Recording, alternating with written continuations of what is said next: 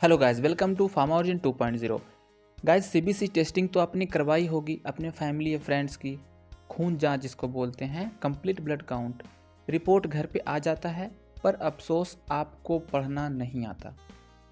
Report क्या कह रहा है समझ ही नहीं आता, डॉक्टर के पास जाना पड़ता है। संयोगवश किसी ने रिपोर्ट देखने को कह दिया तो हमारी मुश्किलें बढ़ जाती है। एसी में भी पसीने छूटने लगते हैं। मैं फेंक नहीं रहा हूँ, सही ऐसा मेरे साथ हुआ है, तभी मैं बोल रहा हूँ। तो गाइस, आज समझ ही लेते हैं आखिर ये सीबीसी रिपोर्ट कहता क्या है। CBC complete blood count. जब भी हम बीमार पड़ते हैं तब डॉक्टर यही कहता है पहले टेस्ट कराओ। टेस्ट में ब्लड का सैंपल लिया जाता है, मतलब ब्लड ही जिम्मेवार है रोगों का। अगर हम ब्लड को समझ लेंगे तो रिपोर्ट भी समझ लेंगे। ब्लड दो चीज़ों से बनती है, पहला सेल, दूसरी प्लाज्मा। सेल के अंदर 3 कंपोनेंट आते हैं, RBC, WBC, platelet. RBC oxygen transport का काम करता है, पूरे बॉडी में ऑक्सीजन की रिक्वायरमेंट को पूरा करता है। डब्ल्यूबीसी फाइट अगेंस्ट बैक्टीरिया, हमारे बॉडी में बैक्टीरिया के खिलाफ फाइट करता है, हमारे बॉडी को रक्षा करता है। प्लेटलेट्स ब्लड क्लॉटिंग प्रॉपर्टी, खून को जमाने में हेल्प करता है। अगर कट जाता है या ब्लीडिंग होती है तो खून जम जाता है, वो प्लेटलेट्स की वजह से। फिर दूसरी आती है प्लाज्मा। 55% जो होती है वो प्लाज्मा हमारे ब्लड में पाया जाता है। इसका मेन काम होता है न्यूट्रिशन, प्रोटीन, हार्मोन सबको कैरी करना और सप्लाई करना। अब डब्ल्यूबीसी, आरबीसी और प्लेटलेट्स तीनों को डिटेल में समझते हैं। आरबीसी हमारे बॉडी में ऑक्सीजन ट्रांसपोर्ट का काम करता है। आरबीसी के अंदर 4 कंपोनेंट पाए जाते हैं। पहला हीमोग्लोबिन, एमसीएच, एमएचसीएच और एचसीटी। ये सारे आरबीसी के इंपॉर्टेंट पार्ट हैं और इन सब की अलग अलग रेंज होती है, अलग अलग सीमाएँ होती है। जब इनकी रेंज में कमी या ज़्यादापन आ जाता है तो परेशानी बढ़ जाती है, और यही रिपोर्ट में आपको देखने को मिलता है कि किसकी रेंज कम है, किसकी ज़्यादा है, और यही रेंज आपको याद रखना है, तभी आपको रिपोर्ट समझ में आएगी। स्वस्थ शरीर में आरबीसी की मात्रा मेल में 4.7 से 6.1 मिलियन, फीमेल में 4.2 से 5.4 मिलियन और चिल्ड्रन में 4.6 से 4.8 मिलियन। ये नॉर्मल वैल्यू है, इतना होना ही चाहिए एक स्वस्थ शरीर में। अगर 4 मिलियन से नीचे गया, यानी कि आरबीसी काउंट अगर कम हो गया, मतलब आपको एनीमिया है, आयरन की कमी है शरीर में। और अगर 6 पॉइंट से ऊपर चला गया, 7 मिलियन, 8 मिलियन हो गया, इसका मतलब आपको पॉलीसाइथेमिया है, यानी हमारा अगला कंपोनेंट है हेमाटोक्रिट, शॉर्ट में एचसीटी कहते हैं। ये बेसिकली परसेंटेज मेजर करता है, हमारे ब्लड में कितना परसेंटेज है उसको मेजरमेंट करता है।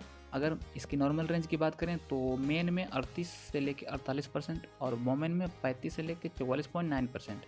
अगर इन दोनों रेंज के नीचे अगर हुआ तो यानी कि आपको एनीमिया है, थकान से फील होगी, वीकनेस होगी, फैटीज होगी। अगर ज़्यादा है तो समझिए कि आपको कैंसर का लक्षण दिखाई देगा। अगली कंपोनेंट है एमसीवी। रिपोर्ट में आपको एमसीवी ही लिखा हुआ मिलेगा, लेकिन इसका फुल फॉर्म होता है मेन कॉर्पस्कुलर वॉल्यूम। ये बेसिकली आरबीसी का साइज ज्ञात करता है कि ज़्यादा है या बड़ा है, ठीक है। अगर इसकी रेंज की बात करें तो 80 से 100 तक इसकी रेंज होती है, ये नॉर्मल वैल्यू है। अगर 80 से नीचे हुआ तो भी समस्या है, और 100 से ऊपर हो गया तो भी समस्या है, यानी कि एनीमिया है, माइक्रोसाइटिक एनीमिया, मैक्रोसाइटिक एनीमिया काज कर सकता है। मेन कॉर्पस्कुलर हेमोग्लोबिन रिपोर्ट में एमसीएच नाम से लिखा हुआ पाएगा। इसकी नॉर्मल रेंज होती है 27 से 32 पिकोग्राम, ठीक है। इन दोनों रेंज से अगर अलग आएगा तब डॉक्टर से मिलें, आपको समस्या है, एनीमिया का लक्षण आपको गाइस। हमने आरबीसी और उसके टाइप्स, उसकी वैल्यू हमने सब देख लिया। अब बढ़ते हैं डब्ल्यूबीसी की तरफ। डब्ल्यूबीसी वाइट ब्लड सेल, ये भी ब्लड का एक पार्ट है। इसका मेन काम होता है फाइट अगेंस्ट बैक्टीरिया, हमारे बॉडी में बैक्टीरिया इंटर करने से रोकता है, उसके खिलाफ लड़ता है। इसकी नॉर्मल रेंज की बात करें तो 4,500 से 11,000 पर क्यूबिक मिलीमीटर होता है, ठीक है।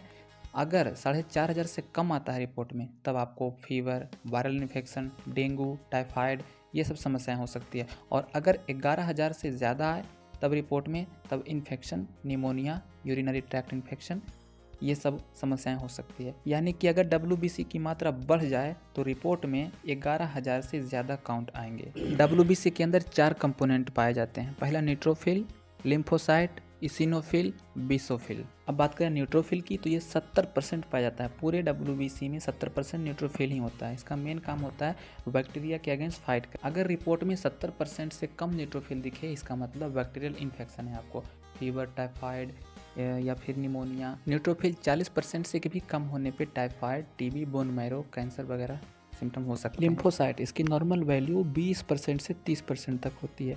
अगर 20 से कम है तो TB, HIV, cancer, hepatitis, thyroid problem. अब अगर बात करें इसिनोफिल की तो ये कुछ ज़्यादा नहीं होता, 2 से 4% होती है, इसको कम ही देखा जाता है।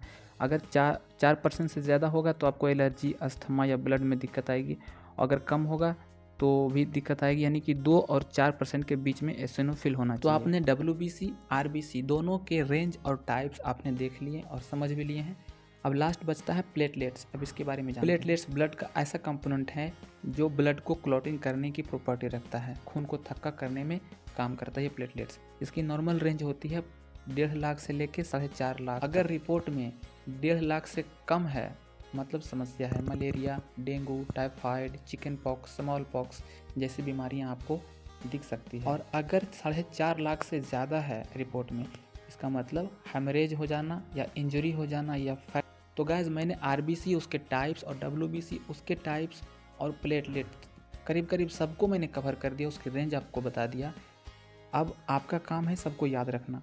आपको रिपोर्ट तभी समझ में आएगा जब सभी का रेंज आपको याद रखना पड़ेगा, तभी आप समझ पाएंगे। तो थैंक यू सो मच, मिलते हैं अगले वीडियो में। चैनल को सब्सक्राइब करना बिल्कुल ना भूलना, आगे ऐसी वीडियो मिलती रहेगी।